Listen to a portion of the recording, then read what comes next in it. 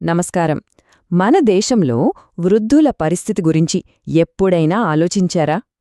వేగంగా మారుతున్న ఈ సమాజంలో వాళ్ళు ఎలాంటి సవాళ్లనెదుర్కొంటున్నారు? ఈరోజు మనం ఈ అంశం గురించే లోతుగా విశ్లేషించబోతున్నాం. హైదరాబాద్కు చెందిన విశ్రాంత పాత్రికేయులు నందిరాజు రాధాకృష్ణ గారు అందించిన స్క్రిప్ట్ ఆధారంగా ఈ వివరాలు మీకు అందిస్తున్నాం. సరే, ముందుగా ఈ సమస్య ఎంత తీవ్రంగా ఉందో కొన్ని నంబర్స్ చూస్తే మనకే అర్థమవుతుంది. ఈ గణాంకాలు భారతదేశంలోని వృద్ధుల వాస్తవ పరిస్థితిని మన కళ్ల ముందు ఉంచుతాయి. ఒక్కసారి ఆలోచించండి, 70% అంటే మన దేశంలో ప్రతి 10 మంది పెద్దవాళ్లలో 7 ఆర్థికంగా ఇతరుల మీద ఆధారపడి జీవిస్తున్నారు. దీని అర్థమేంటంటే హాయిగా విశ్రాంతి తీసుకోవాల్సిన వయసులో కూడా కేవలం పొట్టకోటి కోసం ఇంకా పని చేస్తూనే ఉండాల్సి వస్తోంది. ఇక ఈ నంబర్ చూడండి, 4 కోట్లు. మన దేశంలో దాదాపు 4 కోట్ల మంది వితంతువులున్నారంటే ఊహించండి. ఇది కేవలం ఒక అంకె కాదు, వాళ్ళెదుర్కొంటున్న ప్రత్యేకమైన తీవ్రమైన సవాళ్లకు ఇది ఒక ప్రతీక. డబ్బుల కష్టాలు నేరుగా ఆకలికి దారితీస్తున్నాయి. గత సంవత్సరంలోనే 5.6% మంది వృద్ధులు ఆకలితో గడిపారు. ఇంకా దారుణమేంటంటే 4.2% మంది కనీసం రోజంతా ఏమీ తినకుండా ఉన్నారంటే పరిస్థితి ఎంత భయంకరంగా ఉందో మనమే అర్థం చేసుకోవచ్చు. ఆర్థిక, ఆహార సమస్యలే కాదు, వాళ్ల ఆరోగ్యం కూడా ఒక పెద్ద సంక్షోభంలో ఉంది. చూడండి, 35% పైగా గుండె జబ్బులు, 32% మందికి బీపీ, ఇంకా కీళ్ల నొప్పులు. ఇవన్నీ ఒకెత్తైతే దాదాపు 30% మంది తీవ్రమైన డిప్రెషన్తో బాధపడుతున్నారు. చాలామందికి సరైన వైద్యం కూడా అందని పరిస్థితి.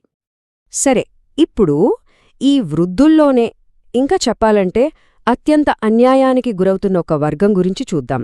వాళ్లే వితంతువులు. వాళ్ల అనుభవాలు వింటే ఈ సంక్షోభం వెనుకున్న మానవ విషాదం మనకు స్పష్టంగా కనిపిస్తుంది. వాళ్ల దుస్థితిని అర్థం చేసుకోవాలంటే మనం సామాజిక మరణం అనే మాట గురించి తెలుసుకోవాలి.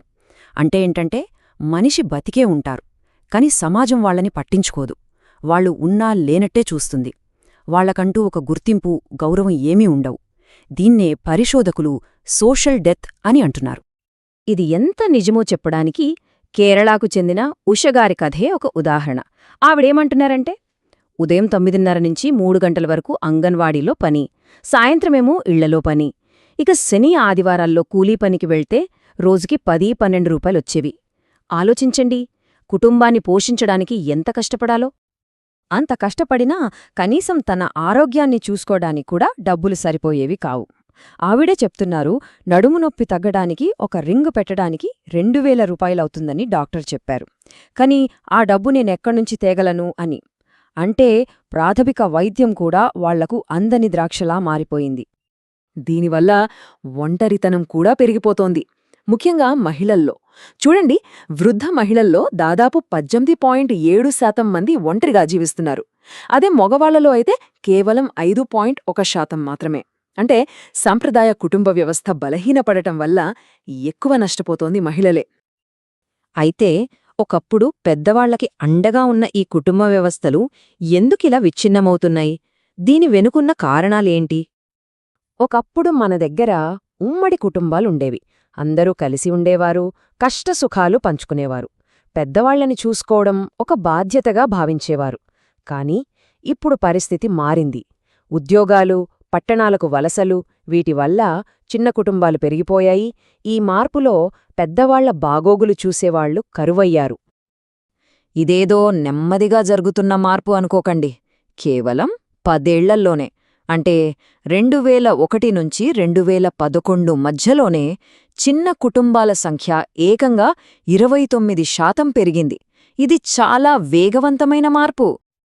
అయితే ఈ మార్పు దేశమంతటా ఒకేలా లేదు. ఈ మ్యాప్లో చూస్తే మనకర్థమవుతుంది. పట్టణీకరణ ఎక్కువగా ఉన్న ఉత్తర, పశ్చిమ రాష్ట్రాల్లో ఈ మార్పు చాలా వేగంగా ఉంది. అంటే ఆర్థిక అభివృద్ధి జరిగిన కొద్దీ కుటుంబ బంధాలు బలహీనపడుతున్నాయన్నమాట. సరే, కుటుంబాలు దూరమవుతున్నప్పుడు ప్రభుత్వమేం చేస్తోంది? ఈ పరిస్థితిని చక్కదిద్దడానికి ప్రభుత్వం ఎలాంటి చర్యలు తీసుకుందో ఇప్పుడు చూద్దాం. దీనికోసం ప్రభుత్వం 2007లో ఒక ముఖ్యమైన చట్టం తీసుకొచ్చింది.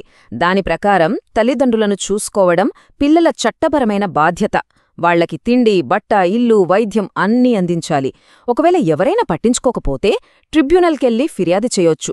నెలకు 10,000 రూపాయల వరకు భరణం కూడా ఇప్పించవచ్చు. అయితే ఇలాంటి చట్టాలు కేవలం మన దేశంలోనే ఉన్నాయనుకోకండి. శ్రీలంక, చైనా, కెనడా లాంటి చాలా దేశాల్లో వృద్ధుల సంరక్షణను కుటుంబాల బాధ్యతగా చేస్తూ చట్టాలున్నాయి. అంటే ఇదొక ప్రపంచవ్యాప్త సమస్య అన్నమాట. కానీ చట్టం చేయడం ఒకెత్తు, దాన్ని సరిగ్గా అమలు చేయడం మరోకెత్తు కదా. ఇక్కడే అసలు సమస్య వస్తోంది. కాగితాల మీద ఉన్న చట్టాలకి, నిజ జీవితంలో ఉన్న వాస్తవాలకి మధ్య ఎంత తేడా ఉందో ఇప్పుడు చూద్దాం. ఈ చార్ట్ చూస్తే మీకే విషయం అర్థమవుతుంది. ఇది వృద్ధుల కోసం ఏర్పాటు చేసిన ఒక జాతీయ ఆరోగ్య పథకం లెక్కలు. ప్రభుత్వం నిధులు కేటాయిస్తోంది, కాని ఖర్చు పెడుతున్నదెంత?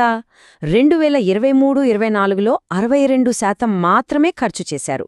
ఇక 2024-25లో అయితే కేవలం 44% మాత్రమే. అంటే 100 రూపాయలు కేటాయిస్తే సుమారు 44 రూపాయలే వాళ్లకి చేరుతున్నాయి. దీనివల్ల అవసరమైన వారికి సేవలు అందట్లేదు. సో చివరిగా మన ముందు ఒక పెద్ద ప్రశ్న మిగిలిపోతుంది. మన సంప్రదాయాలు మారిపోతున్నాయి, కుటుంబాలు విడిపోతున్నాయి. ఇలాంటి సమయంలో ఈ వృద్ధులకు నిజమైన బాధ్యత ఎవరిది? ప్రభుత్వానిదా? సమాజానిదా? ఏత మనందరిదా? ఆలోచించండి.